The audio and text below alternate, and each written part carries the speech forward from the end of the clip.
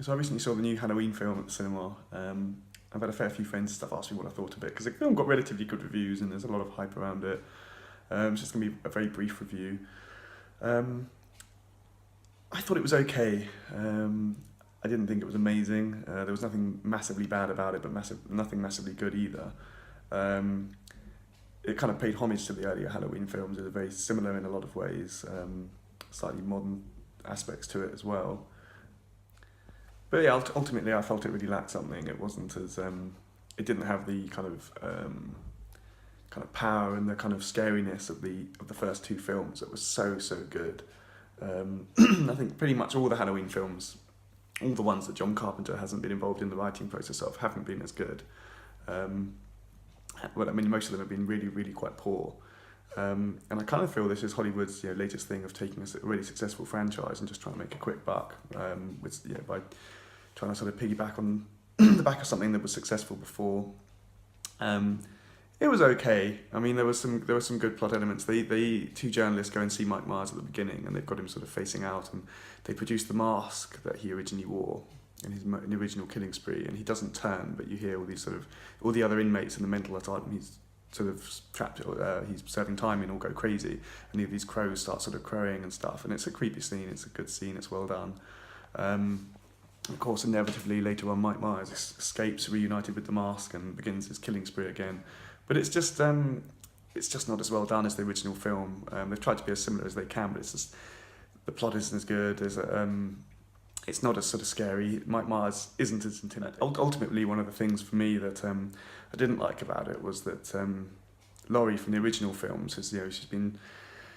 turns out she's become a sort of hermit, and she's estranged from her family, and she's gone a little bit apart from her granddaughter, and she's gone a little bit sort of crazy and has become paranoid and has basically had her life ruined. She's had 2 failed marriages, and her daughter was taken into care, and I think that kind of massively sort of detracts from her character, and it kind of spoils her character a little bit, that she was so strong in the original film and so sort of brave and heroic, and that kind of takes away from all of that. Well, actually she wasn't strong enough to. I mean, maybe it's realistic, I guess, but it ruined her life and she became a recluse. And in this sequel, they've kind of discounted all this original second film and all the films coming after it, and this is now the sort of second film, and Mike Myers in this reality was captured, and he's been in this sort of mental asylum all this time since, and Laurie's been worried about it and obsessing about him ever since, and I think that's a real shame, because I think the character from the first film was stronger than that. She wouldn't have let it affect her like that and not completely ruin her life in the way that it did in this one. But okay. Another sort of negative point is kind of being Hollywood now, and the sort of climate that we're in. They did have to kind of throw in a few SJW bits. A nice bit with a boy in his dad's truck. But Dad, I don't want to go hunting. I want to do my dance lessons. All I want to do is my dance lessons. It's like, okay, right, yes. There was another bit later on that was kind of sort of like a Me Too moment, where this boy thinks that the granddaughter of Laurie sort of fancies him and tries to make a move on her, and she has to be super strong and push him off and all this sort of stuff, and kind of it's obviously kind of parodying the sort of Me Too movement and kind of a little reference to it there. This is the stuff that's really obvious. It's not subtle. We don't need it in a Halloween film. I wish Hollywood would stop doing this, stop really sort of throwing these kind of unsubtle SJW references in. We don't need them. No one wants them. They don't help the films. That you can always tell when they're doing it, because it just stands out so much from the normal plot of the film. It's like, please stop doing it. But I mean, ultimately, other than that, there isn't really too much to say about this film. It's kind of what I expected it to be. I was hoping it'd be better, but it isn't. It's kind of just a sort of standard modern slasher film. The ending, I'm going to throw some spoilers in here, probably not, probably major ones.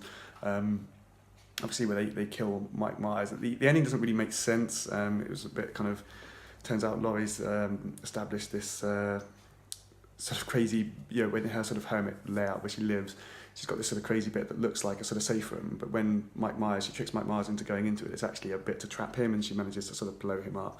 And it's all just a bit sort of, not amazingly, a bit anticlimactic, and, not amazingly well done. It wasn't particularly powerful or anything. There was nothing really about this film that was powerful or novel or unique or stood out or anything like as good as the originals. But it was okay. It was reasonably well done. It was a reasonable homage, but I just think Hollywood have, like this, along with Jurassic Park and Star Wars and all the other things they're gradually ruining, they should just leave this well alone now.